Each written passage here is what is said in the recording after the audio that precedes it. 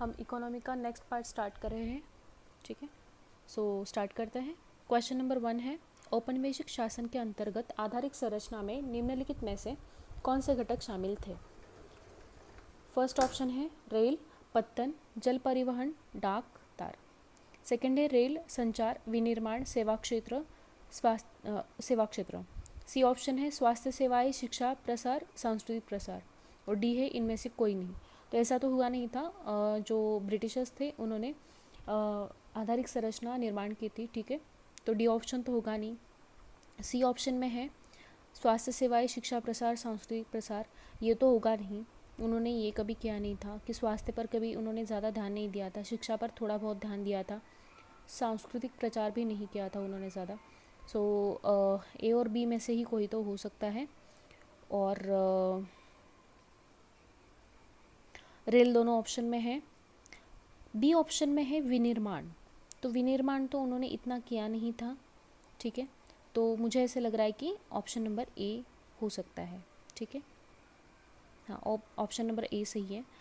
औपनिवेशिक शासन के दौरान आधारिक संरचना में शामिल प्रमुख क्षेत्रों रेल, पत्तन, जल परिवहन, डाक, तार आदि का विकास हुआ, जिससे सेनाओं के आवागमन में सुविधा हुई तथा कच्चा माल व रेलवे व पत्तनों तक आसानी से पहुंचाया जा सका। ठीक है, तो उन्होंने जो भी आधारिक संरचना निर्माण की थी, ठीक है, तो वो उन्होंने उनके स्वार्थ के लिए निर्माण की थी। ठीक है, नेक्स्ट क्वेश्चन, यदि श्रम पूंजी से सस्ता है तो अधिक श्रम प्रधान विधियों का प्रयोग होगा, और यदि श्रम की अपेक्षा पूंजी सस्ती है तो उत्पादन की अधिक पूंजी प्रधान विधियों का प्रयोग होगा। ठीक है, तो ये विवरण किस प्रकार की अर्थव्यवस्था को निरूपित करता है? ठीक है, तो ऑप्शन ए है स्वतंत्र अर्थव्यवस्था, बी है समाजवादी अर्थव्यवस्था, सी है पूंजीवादी अर्थव्यवस्था और डी है मिश्रित अर्थव्यवस्था। ठीक है, तो ये है पूंजीवादी अर्थव्यवस्था।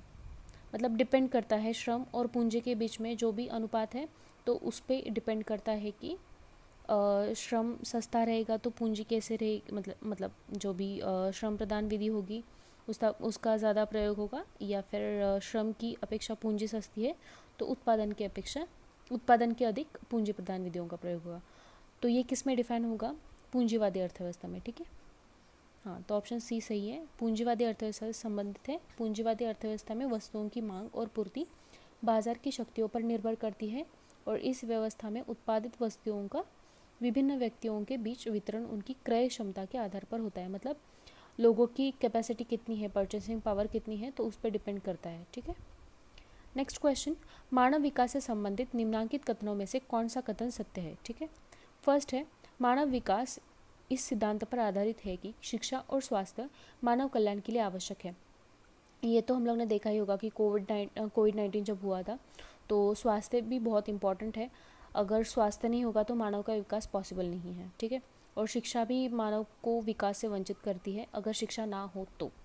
ठीक है, सेकंड ऑप्शन है मानव विकास के संदर्भ में मानव स्वयं ही साध्य भी है, तो ये भी ऑप्शन सही है। तो मुझे ऐसे लग रहा है कि सी ऑप्शन हो सकता है।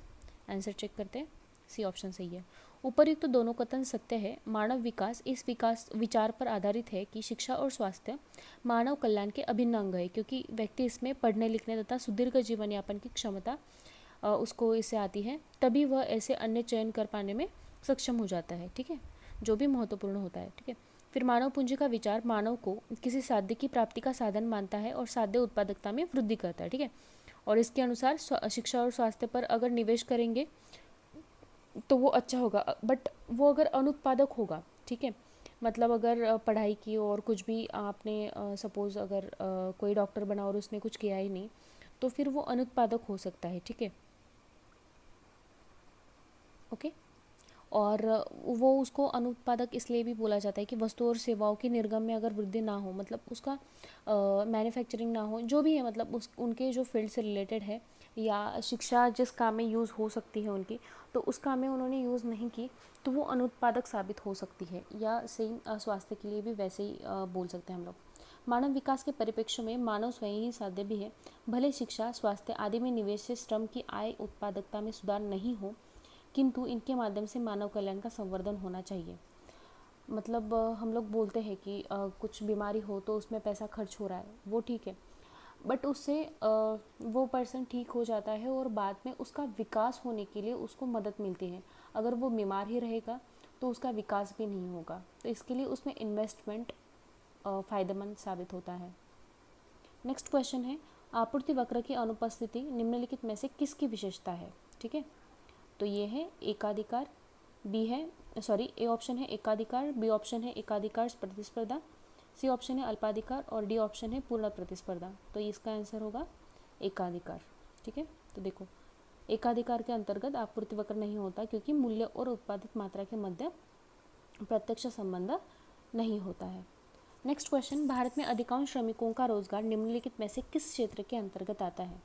ऑप्शन ए है एकल क्षेत्र, देन बी ऑप्शन है प्राथमिक क्षेत्र, सी ऑप्शन है द्वितीय क्षेत्र, डी ऑप्शन है तृतीय क्षेत्र। ठीक है, तो ये तो प्राथमिक क्षेत्र में ज़्यादा रोजगार उपलब्ध होता है, उसके बाद में एमएसएमई सेक्टर में ज़्यादा उत्पादन है, ज़्यादा रोजगार या श्रमिक लगते है अभी। ठीक है, भारत में अधिकांश ऑप्शन भी सही है, भारत में अधिकांश श्रमिकों के रोजगार का स्रोत प्राथमिक क्षेत्र है। द्वितीय क्षेत्र में लगभग 24% श्रम बल को नियोजित कर रहा है। ठीक है, प्रथम क्षेत्र में कौन कौन आते हैं? कृषि संबंध क्षेत्र, वानिकी, मत्स्य पालन, खनन उत्खनन। द्वितीयक में विनिर्माण, निर्माण, गैस, जल, विद्युत आपूर्ति। तृतीयक में जो भी सेवा है, जो भी सर्विस सेक्टर्स है वो सब आते हैं, या वित्तीय सेवाएं जैसे बैंकिंग, बीमा, चिकित्सा।